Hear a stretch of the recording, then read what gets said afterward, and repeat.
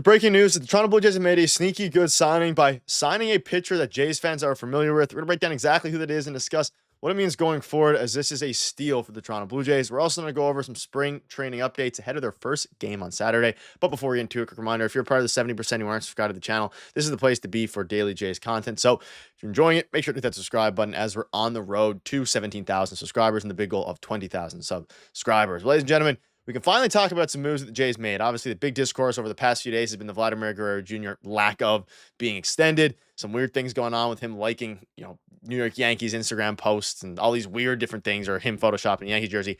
But we finally have some news that just dropped 8 minutes ago from Robert Murray. So shout out to him. He said free agent pitcher Ryan Yarbrough and the Toronto Blue Jays are in agreement on a minor league contract. The deal includes an invite to spring training. And yes, you're reading that right. Ryan Yarbrough got a minor league contract, which is extremely surprising, and it's an absolute steal for the Toronto Blue Jays because you are getting a guy in Ryan Yarbrough who, A, the Jays desperately need, and B, someone that the Jays, both fans and the front office is familiar with because, of course, he pitched for the Jays last season as a part of that Kevin Kiermaier trade. Worked out for both sides. He gave the Jays some much-needed innings. Kevin Kiermaier, of course, won a World Series with the Dodgers, but this is interesting. The Jays, we were all hoping that they'd bring him back. We assumed he was going to get a major league deal. There were some projections, 2 years, $6 million, 2 years, $8 million, something like that.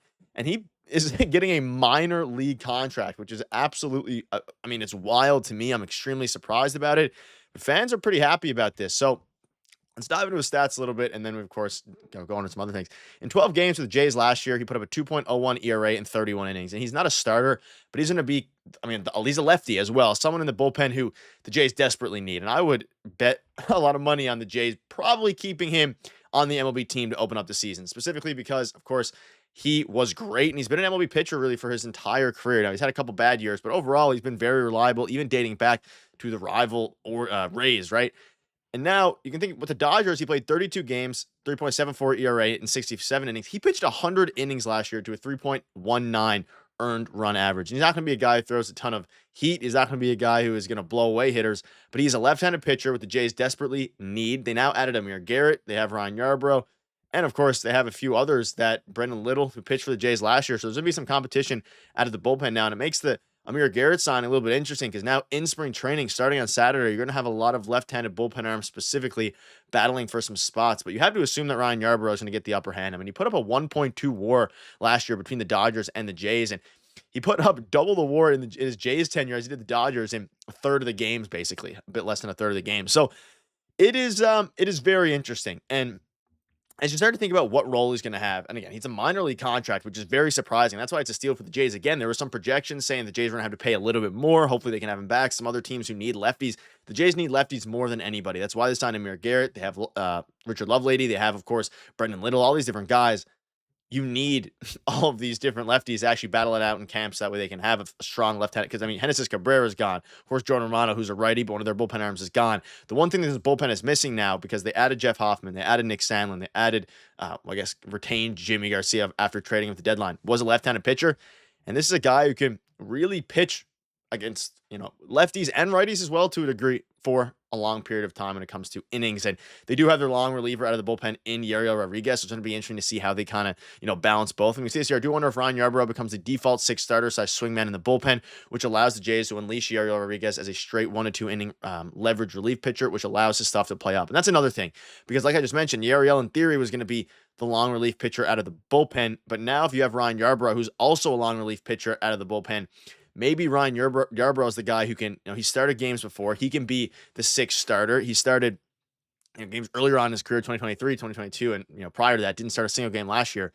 But if he wants to be and ramp up to be a potential sixth starter when it's needed, when they want to give Max Scherzer a rest and whatnot, and you really want to maximize the stuff that Yariel Rodriguez has, you could have him as a 1 to 2 inning leverage relief pitcher, which really increases velocity by a few ticks and maximize the Jays' current chances of having an elite bullpen. Because at the moment, Yariel Rodriguez, if he can end up being a 1 to 2 inning guy, it takes away some of his value, which is as a starter, but he's not going to be a starter after the Max Scherzer signing. But as like a long relief guy with the opportunity to be the sixth starter on the Jays, it'll be very intriguing. And as for Ryan Yarbrough, again, a very great signing, an absolute heist of a deal by the Toronto Blue Jays, because getting him at a minor league deal, I mean, I am absolutely amped up about that. I am a little bit confused as to how he didn't get a major league deal, whether it be from the Jays or whether it be from some other team. I mean, he's coming off of a great year, and in a market where he's only 32 years old, players are getting paid a lot of money. Granted, lefties are a bit less valuable now because of the 3-hitter rule.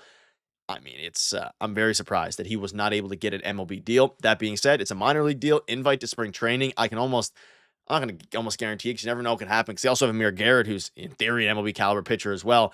Depending on who they go with here, I could see a real world, and it's very likely, I think, that Ryan Yarbrough starts with the team as the maybe pseudo sixth starter, pseudo long inning guy. Like, he's going to be a fantastic player, and in his career, he's thrown almost 1,000 innings, 768. So he's not unfamiliar with actual MLB caliber hitters. He was great for the Jays, one of the most important relievers down the stretch to help in what was a pretty injury riddled second half of the season. It helped the bullpen desperately. It was the worst bullpen in baseball, and one of the most intriguing and actually impressive players was Ryan Yarbrough. So let me know down below your thoughts on the signing. Absolutely fantastic. It is a sneaky good signing. It's a heist. It's a steal, whatever word you want to call it. It's a fantastic signing. There's nothing to complain about here. I mean, it's a minor league contract for a guy who was fantastic for the Jays last season, and I'm about as happy as it gets as it pertains to that. But a couple other things here before I wrap up. Some news out of spring training from Keegan Matheson. Andres Jimenez has played against Bichette going back to the minors and called being his teammate special. John Schneider thinks that Jimenez's defense will benefit Vladdy in particular. So this is interesting because as we now pivot to spring training starting very, very soon, there's a lot of different players that are at this point, a lot of players look out for at this point. I mean, Andres Jimenez hasn't really been spoken about a ton because all the conversations have been about Roki, Sasaki, Juan Soto, and all that. But Andres Jimenez, the trade happened before. He's going to be manning double play balls with Bichette all year, helping Vladimir Guerrero Jr. by throwing him actually good throws. Of course, the veteran leadership of him. And playing with Bichette's now going to be special. It's going to be very interesting to see how those two players specifically do, especially as it pertains to Andres Jimenez, who, if he can hit league average, if he can hit just a 100 OPS plus, he will be a very valuable player, can put up a 4 to a 5 WAR. If he ends up hitting above league average, he has the ceiling of a 7-8 WAR player, which is what he hit. He had a 7.1 WAR back a couple of years ago. So it's going to be very interesting. As it pertains to the upcoming games, on Saturday, you have Easton Lucas, followed by Yariel Rodriguez, Bowden Francis, Max Scherzer, and José Berríos will also follow Max Scherzer on the game Tuesday. Expect to see some of the regulars in on Saturday, whether that be Vladimir Guerrero Jr., whether that be some of the guys, even though Easton Lucas is starting. Sunday, I believe, is a game against the Boston Red Sox, so we'll see some good pitching, but I don't suspect many of the actual regulars to be in there. And, of course, Bowden Francis, Max Scherzer, Monday and Tuesday. We should start to see a lot of the regulars get into the lineup for a lot of these games, and it's going to be interesting to see how all these guys do, how everyone's looking, the pitchers in particular, of course, the hitters as well. They're going to get limited at bats. And we'll also see Ryan Yarbrough. And today we saw Jeff Hoffman striking out Vladdy, which every time you see Vladdy, it cringes a little bit because you cringe when you see Vladdy because he might leave after this season. One final thing before we wrap up. Yarbrough's last season with the Jays, 31 innings, 18 hits, only 2 home runs given up. Fantastic whip. Just an absolute steal of a contract. We'll keep you up to date with all the latest news, so make sure to hit that subscribe button. Let me know down below what your thoughts are. Thank you guys for watching. See you later.